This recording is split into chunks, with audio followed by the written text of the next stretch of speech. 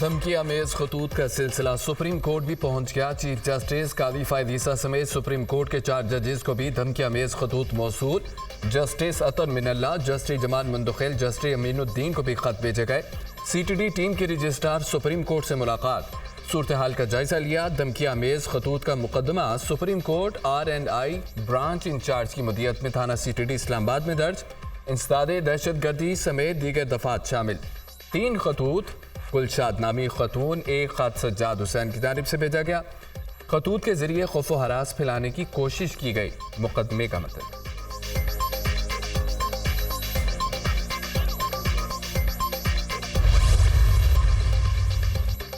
Chief justice Lahore high court اور 4 ججز کو بھی دھمکی امیز خطوط موصول۔ خطوط جسٹس شجاعت علی خان، جسٹس شاہد بلال حسن، جسٹس عابد عزیز شیخ، جسٹس عالیہ نیلم کو بھی بھیجے گئے۔ 5 خطوط میں صفوف اور تحریر موجود۔ ڈی ایس پی نے خط کھولا تو پاؤڈر نیچے گر گیا۔ معزز جج نے ڈی ایس پی کے رویے پر تشویش کا اظہار کیا۔ سی ٹی ڈی آفیسر نے ڈی ایس پی کو ڈانٹ پلا دی۔ مشکوک خطوط کا مقدمہ تھانہ سی ٹی ڈی لاہور میں نامعلوم ملزمان کے خلاف درج۔ انسداد دہشت گردی اور دیگر سنگین دفعات شامل۔ دھمکی امیز خطوط کے پارسل بنا کر فرانزک لیب میں بھجوا دیا۔ انٹیلیجنس اور فرانزک شواہد کی روشنی میں جلد ملزمان کی گرفتاری۔ ترجمان C T D.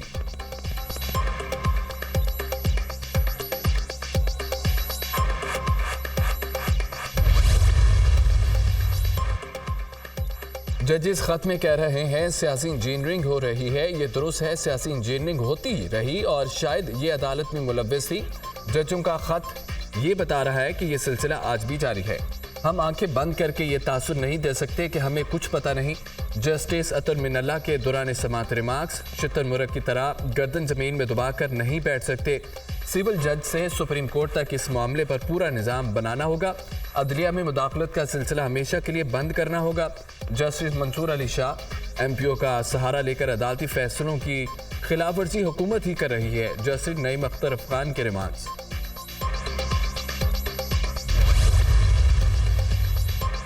Chief justice Peshawar high court کا چیف جسٹس پاکستان کے نام خط سپریم کورٹ میں ججز کی تعیناتیوں میں خیبر پختونخوا کو نظر انداز کرنے کا شکوہ۔ سپریم کورٹ میں 4 اسامیاں خالی تھی۔ بلوچستان کے چیف جسٹس نعیم اختر افغان کو سپریم کورٹ کا جج تعینات کیا گیا۔ جسٹس نعیم اختر کی تعیناتی پر خوش ہوں، میں سینیورٹی میں دوسرے نمبر پر ہوں۔ سپریم جوڈیشل کمیشن اور سپریم جوڈیشل کونسل کا ممبر بھی ہوں۔ اصولی طور پر میرا نام سپریم کورٹ کے ججز کی فہرست میں شامل ہونا چاہیے تھا۔ سپریم کورٹ کے جج کے لیے میرا نام زیر غور نہ لانے پر مجھے شدید تحفظات ہیں۔ سپریم کورٹ میں ججز کی تعیناتی میں اقربا پروری اور امتیازی سلوک ہو رہا ہے۔ چیف جسٹس محمد ابراہیم خان کے خط کا متن، chief justice Peshawar high court 14 April کو عہدے سے ریٹائرڈ ہو رہے ہیں۔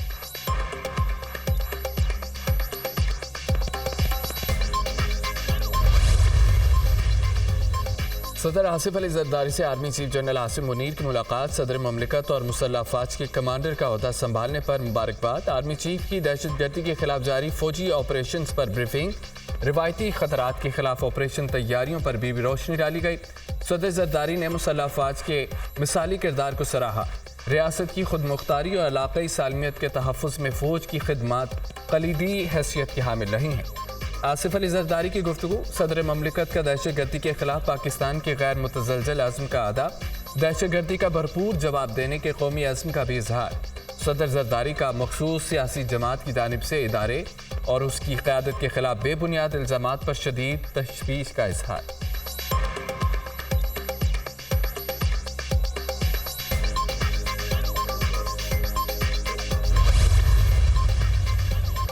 امریکہ نے پاکستان کے ساتھ سیکیورٹی پارٹنرشپ جاری رکھنے کا عندیہ دے دیا۔ ترجمان امریکی محکمہ خارجہ میتھیو ملر نے کہا ہے کہ پاکستان کے ساتھ سیکیورٹی پارٹنرشپ ترجیح رہی ہے اور اسے جاری رکھا جائے گا۔ دنیا میں ہر جگہ آئین کی حکمرانی کی حمایت کرتے ہیں، چاہتے ہیں پاکستان میں بھی ہر ایک کے ساتھ قانون کے مطابق سلوک ہو۔ تمام امدادی پروگرام کی نگرانی جاری رکھیں گے۔ بھارت سے سکھ رہنما کے قتل کی مکمل تحقیقات اور اس کا نتیجہ بھی چاہتے ہیں۔ ترجمان امریکی محکمہ خارجہ میتھیو ملر کی واشنگٹن میں پریس بریفنگ۔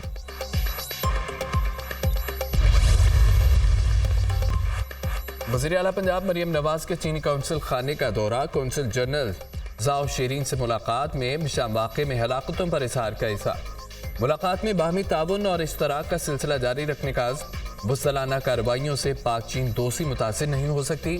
چینی شہریوں پر حملہ ترقی و خوشحالی کو سبوتاژ کرنے کی مذموم سازش ہے۔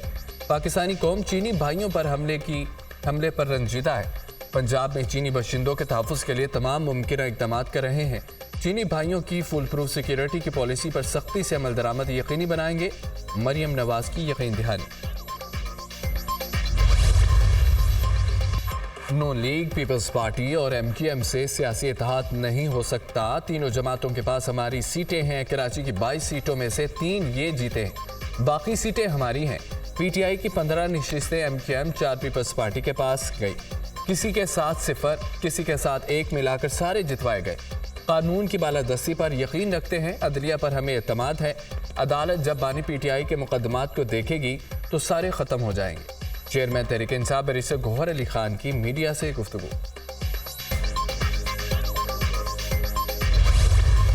الیکشن کمیشن نے پہلے دھمکی دی، حلف لو نہیں تو انتخابات ملتوی ہوں گے۔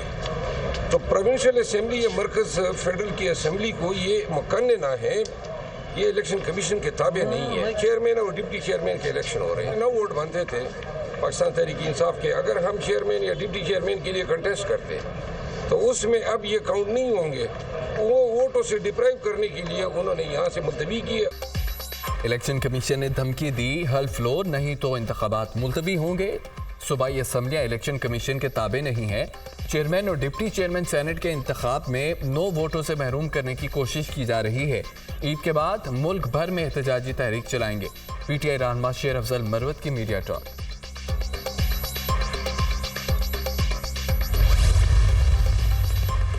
خیبر پختونخوا حکومت کا بشرا بی بی کی صحت بارے تحفظات کا اظہار۔ وزیر صحت خیبر پختونخوا نے چیف سیکرٹری پنجاب کو خط لکھ دیا۔ ڈاکٹروں پر مشتمل پینل کے ذریعے بشرا بی بی کے طبی معائنے کی درخواست کے پی حکومت اسٹیبلشمنٹ ڈاکٹرز کی ٹیم بھیجنا چاہتی ہے، جو بشرا بی بی کا مکمل میڈیکل چیک اپ کر سکے۔ طبی معائنے کے بعد زہریلی خوراک دینے کی تصدیق یا تردید ہو سکے گی۔ خط کا متن حکومت پنجاب سے مثبت تعاون کی درخواست۔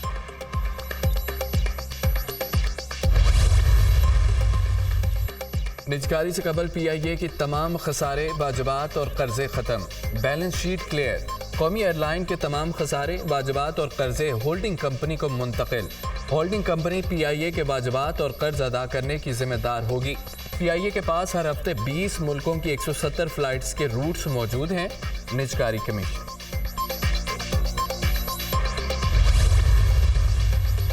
پنجاب میں گندم کی امدادی قیمت 3900 روپے فی من مقرر کرنے کی منظوری۔ وزیر اعلیٰ پنجاب کی زیر صدارت کابینہ کا اجلاس۔ گندم خریداری پالیسی 2024-25 کی منظوری بھی دے دی گئی۔